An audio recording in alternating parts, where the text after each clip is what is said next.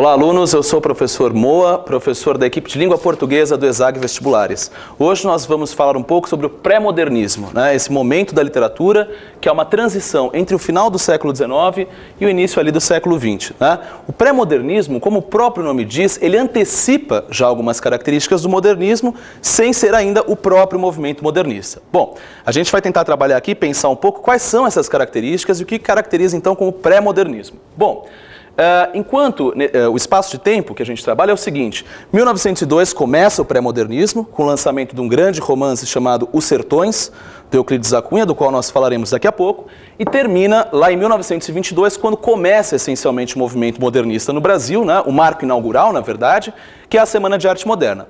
Bom, só para lembrar um pouco, pensando aí nesse momento da história do Brasil, vale a gente lembrar que através de uma influência europeia, nós estamos vivendo um momento chamado Belle Époque, quer dizer, um momento de grande euforia em relação aos processos de industrialização.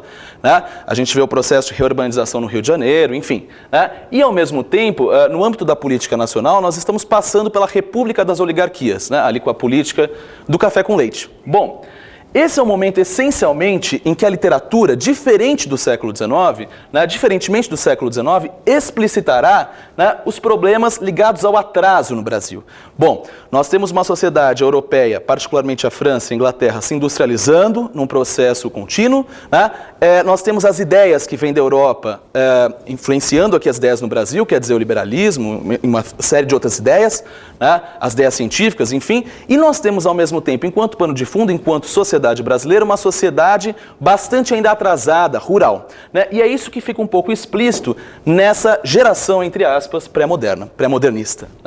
Bom, as características em geral, a gente tem que entender que o pré-modernismo ele não é um conjunto essencial de características estruturais, porque ele não é propriamente um movimento literário, mas ele traz algumas características que vão passar pela maior parte das obras. Quais são essas características?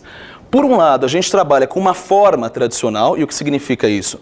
Com uma estrutura literária tradicional, então quer dizer, os autores vão se valer ainda do romance do final do século XIX, muito influenciados particularmente pela obra do Machado de Assis, e por outro lado, um conteúdo inovador. Bom, que conteúdo inovador é esse? Justamente a explicitação do atraso.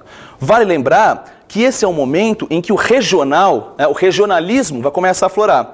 E a gente vai perceber que depois, mais para frente, essa mesma geração que nós estamos chamando de pré-modernista, influenciará a segunda geração modernista, que é aquela composta pelo Jorge Amado, pelo Graciliano Ramos, pela Raquel de Queiroz e outros mais. Bom, por hora, vejam então que esse conteúdo abre caminho para esse processo que no futuro seria a segunda geração, o conteúdo inovador da explicitação do atraso.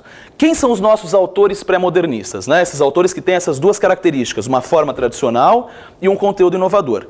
O primeiro, que abre justamente esse momento chamado pré-modernismo, é o Euclides da Cunha. Bom, o Euclides da Cunha, ele escreve um romance chamado Os Sertões, um romance bastante importante, lá em 1902, que é o que inaugura, inclusive, essa fase.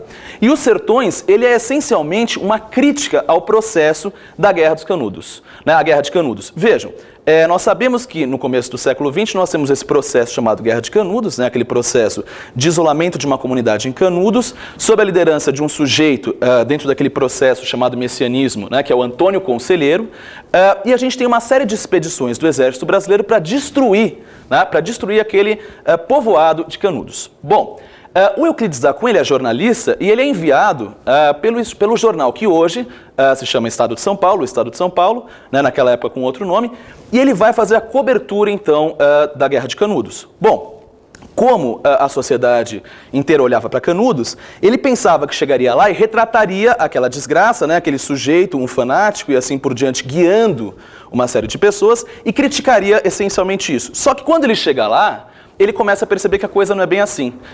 Então começa um processo de explicitação daquilo que está acontecendo ali. O que está acontecendo ali na concepção e na leitura do Euclides da Cunha? Bom, nós temos um grupo de pessoas pobres, miseráveis, ex-trabalhadores de latifúndio, num povoado, e o Estado atacando e matando aquelas pessoas consecutivamente, enviando uma série de expedições, 4 no total, e é isso que ele vai colocar nesse romance Os Sertões. Bom, esse romance Os Sertões ele tem algumas particularidades. Ele não é essencialmente única e exclusivamente um livro de literatura.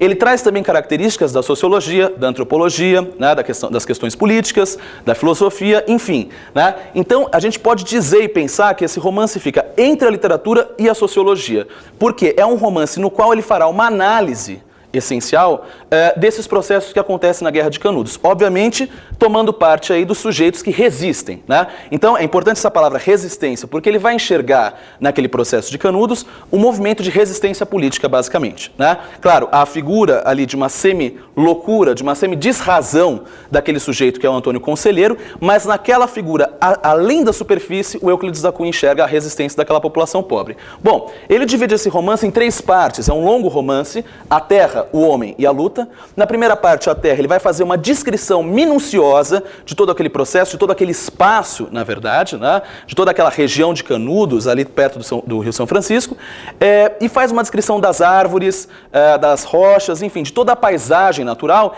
e já colocando aí a interferência do ser humano, como que o homem, muitas vezes, destrói aquilo tudo. Bom, num segundo momento, o espaço no livro dedicado ao homem, ele vai descrever a figura do sertanejo, né, esse personagem central na obra do Euclides da Cunha. Quer dizer, ele vai comparar, através de um processo muito próximo ao determinismo, lembram lá do naturalismo, né? Determinando o sujeito determinado pelo espaço, entre outras coisas. Né? Ele concebe toda uma ideia em que há, na sociedade brasileira, as raças, portanto, os brancos, os negros, enfim, né? E as sub-raças. Isso tudo forma um conjunto de poemas que está colocado nesse livro chamado Eu. Tudo bem? Pessoal, sobre pré-modernismo, essa é uma boa base. Até a próxima. Valeu!